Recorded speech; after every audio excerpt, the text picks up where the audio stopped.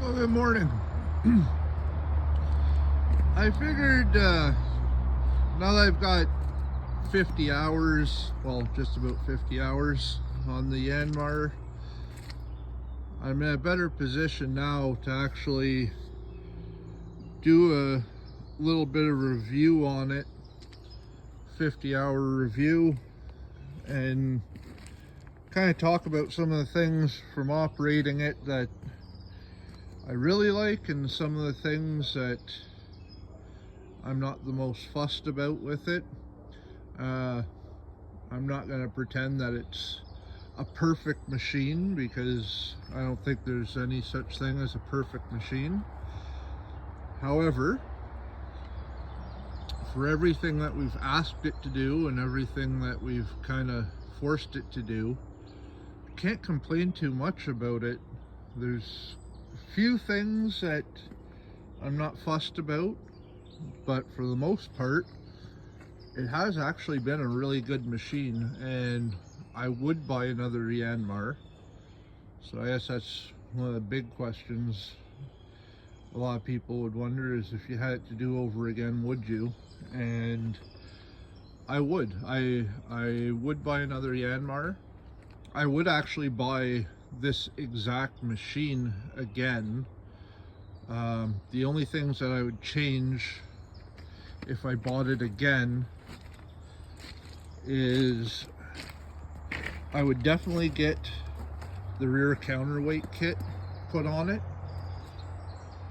It is light on the back, especially over the sides, but even if you're digging over the tracks on the back, like if you're spun around and you're not over the blade, or you have the blade up and you're digging, you can definitely feel the lack of weight on the rear end.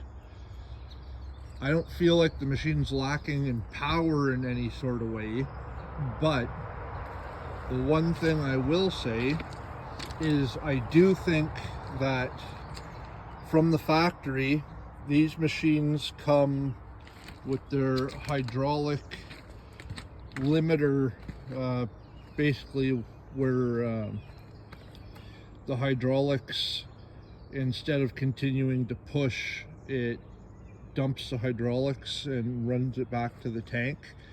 I think that limitation is turned way up from the factory, or way down, whichever way you want to consider it, because I think it hits its hydraulic relief way too soon for the size of the machine and for how strong it is, like lifting and pulling. I feel that it actually is really lacking in the breakout force. Now I know I'll be eaten alive in the comments because it does have a quick coupler, and I know that the quick coupler does take away from your breakout force, but even with that in mind, I feel that the breakout force on this machine is lacking, and I don't think it's because the machine itself isn't strong. I think it's because it hits its hydraulic limiter or its hydraulic dump way too soon, and I don't know if that's something that can be turned up while the machine's under warranty. I'm going to assume it probably isn't, but regardless, so I talked a little bit about in some other videos these guards, the cylinder guards. You can see that now, you know, after 50 hours of being used, and primarily being used in the bush, like in stuff like this, you know, where I'm in the trees, I'm pulling stuff out. You can see the cylinders have gotten scuffed up. Like, this isn't just mud, this is, you know, this is actually being scuffed up from being used what they're intended for, which is protecting it from the branches and stuff like that. The hydraulic hoses are all still perfect, you know, haven't snagged any of those. I should knock on some wood, but you know, these cylinder guards, which I keep going on about. And I know it's really sunny out, so it's kind of hard to see, but you can see that they've been scuffed up, they've been used for what they're intended to do, and they've done what they're intended to do. So we really can't complain about that. That's a feature I was very happy about that this machine has. It has it on, like I was saying before in the previous video, on all the major cylinders, so they're all protected. You know, you got your boom lift, you got your stick, and then you got your bucket, and all of them are protected. And it's not a flimsy guard either. Like, it's, I don't know if I can show you guys this or not in close, but it's pretty thick steel. Like, it's not a little flimsy guard that's just going to snap off. It's actually substantial steel.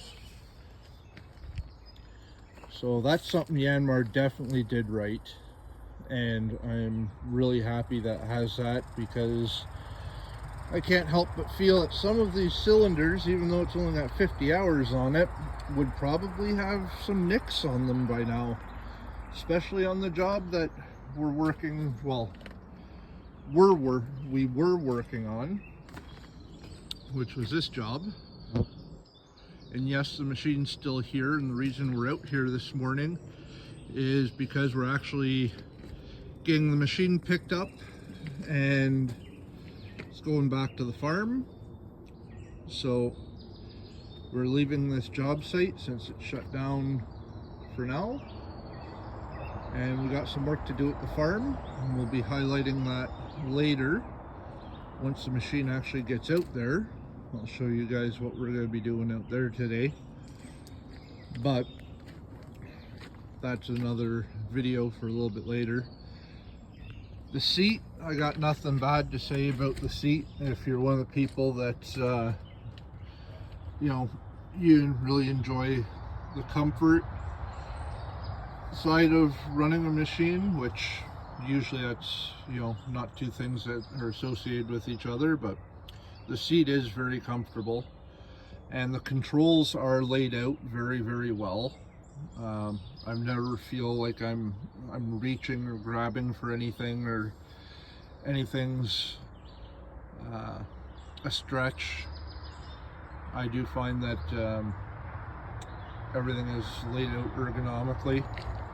The pedals, I touched on them before, and after running it for almost 50 hours, I can say everything I suspected and everything I originally said was very true.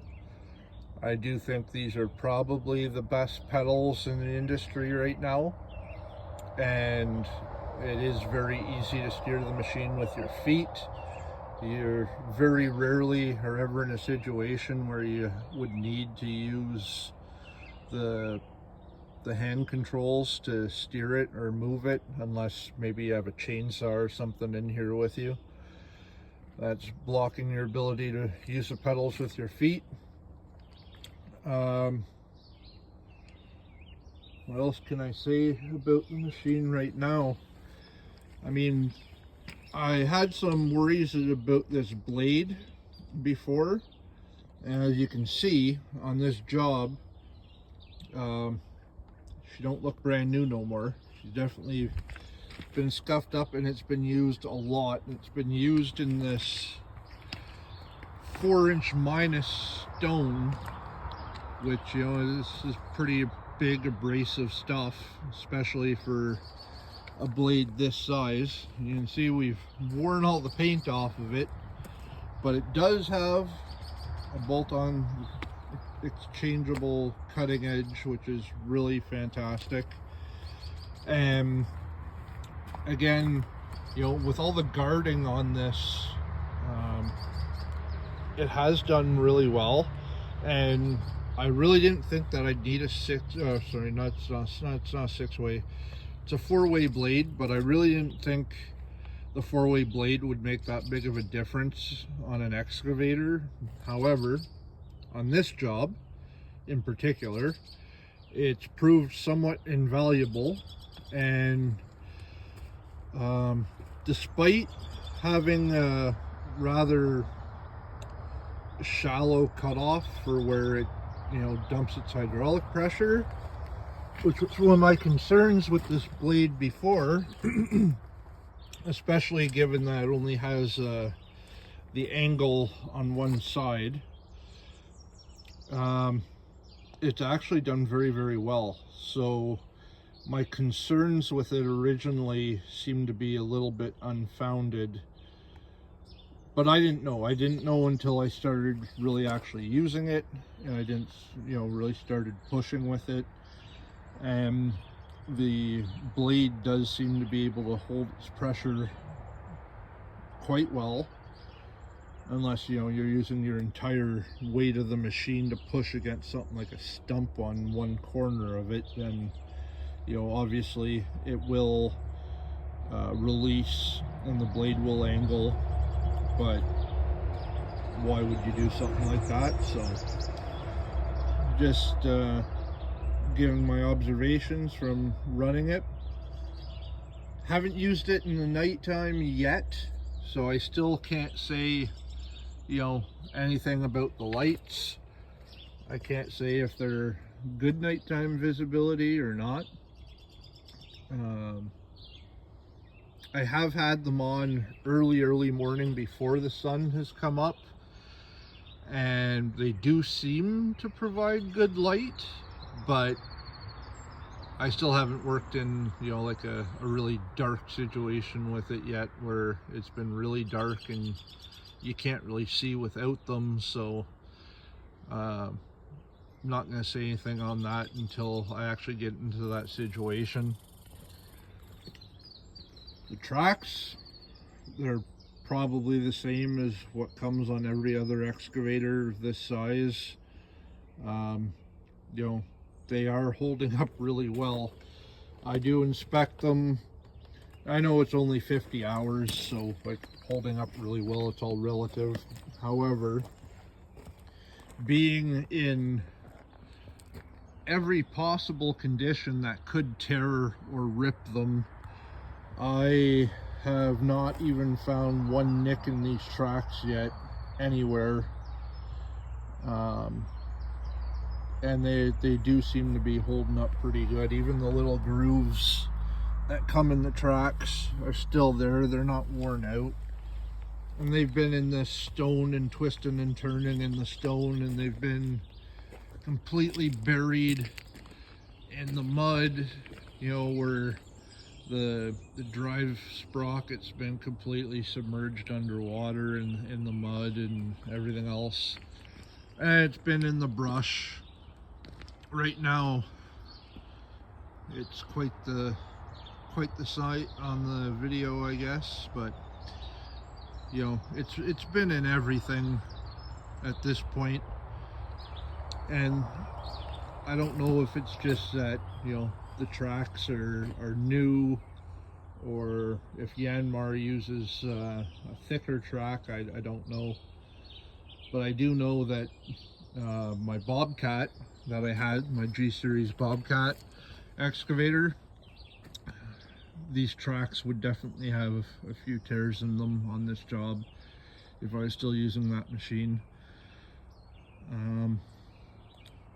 I guess something I can go over that I don't believe I've gone over in other videos is why I've done Yanmar to begin with.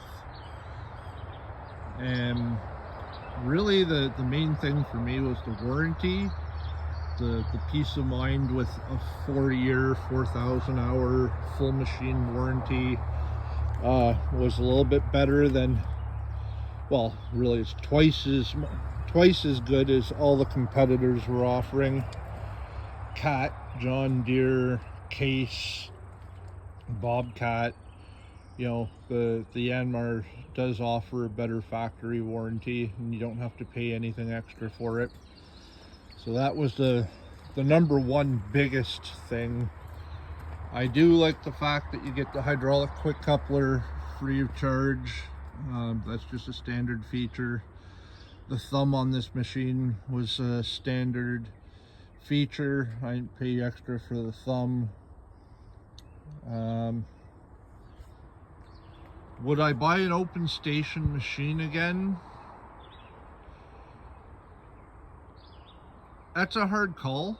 On this job, if I had an enclosed cab, I would have broken the glass at least a couple times. So I'm very fortunate on this particular job, despite it being so hot last week. I'm up in Canada, so we use things in Celsius, and it was 44 degrees Celsius. And for our American friends south of the border, that's 111 degrees. That was the temperature all week last week. And yes, the air conditioning would have been nice while we were working in that.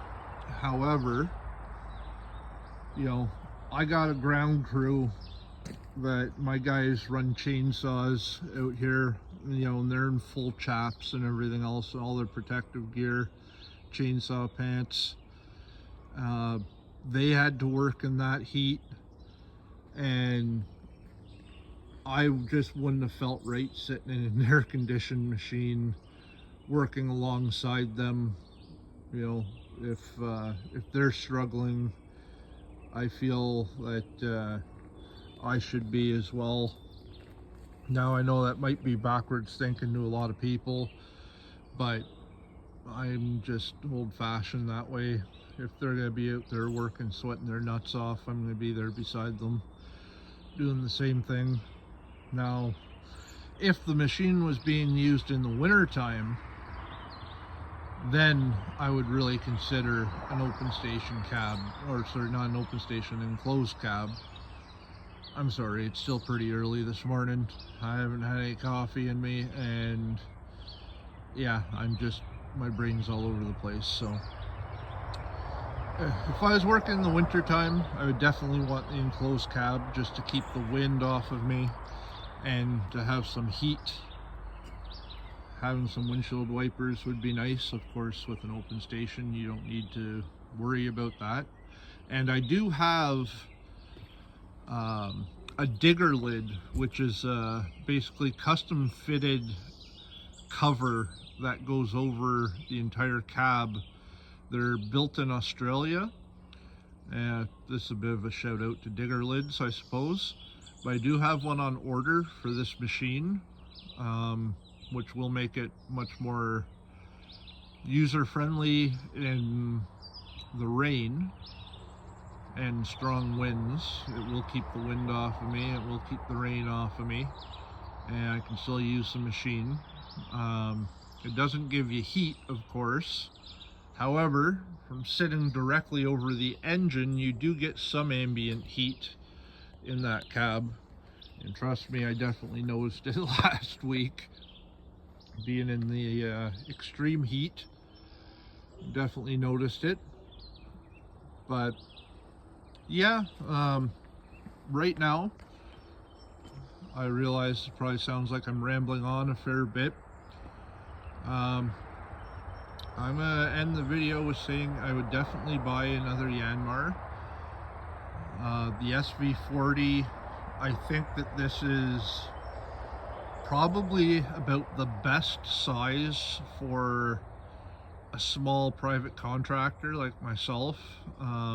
It is something you can legally tow behind a 3/4 ton truck without needing to upgrade your license.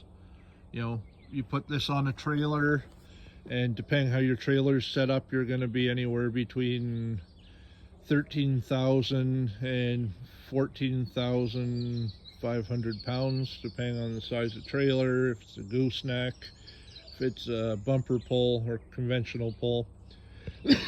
Excuse me.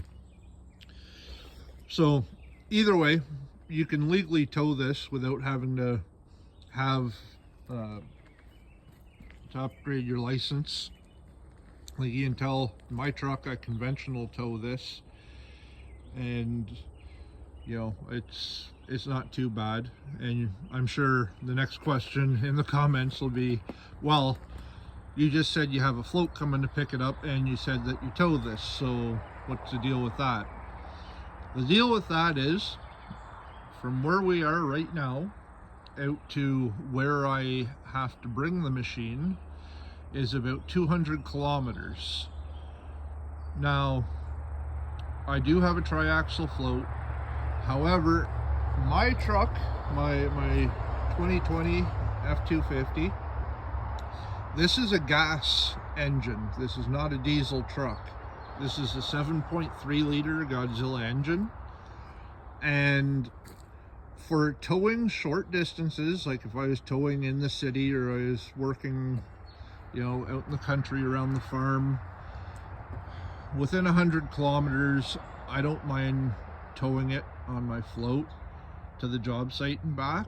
But on longer jobs, like where they're further away, I much prefer actually having someone pick it up.